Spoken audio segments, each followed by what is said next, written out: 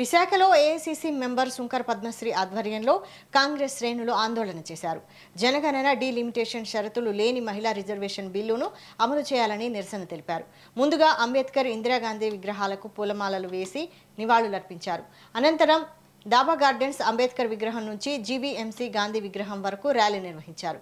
కేరళలో 10 ఏళ్ల తర్వాత కాంగ్రెస్ విజయం సాధించిందని శుంకర్ పద్మశ్రీ హర్షం వ్యక్తం చేశారు. ప్రజలకు సంక్షేమం, సుపరిపాలన అందించడానికి ప్రజలే పట్టం కట్టారని చెప్పారు.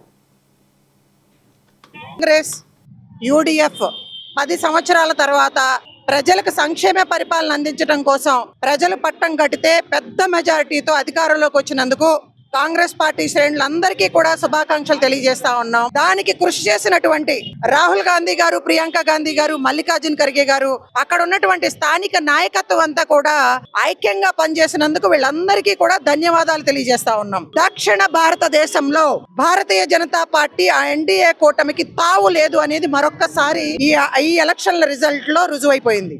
మరీ ముఖ్యంగా ఈ రోజున విశాఖపట్నంలో మేము మహిళల రోడ్డు మీదకు వచ్చి హెచ్చరిస్తా ఉన్నాం. మహిళల్ని మోసం చేస్తున్నటువంటి భారతీయ జనతా పార్టీ, ఎన్డీఏ కూటమి ప్రభుత్వాలు డౌన్ డౌన్ అంట నినదీస్తూ ఈ రోజున మహిళా రిజర్వేషన్ బిల్లు 2023లో లోక్సభలో అందరి ఆమోదంతో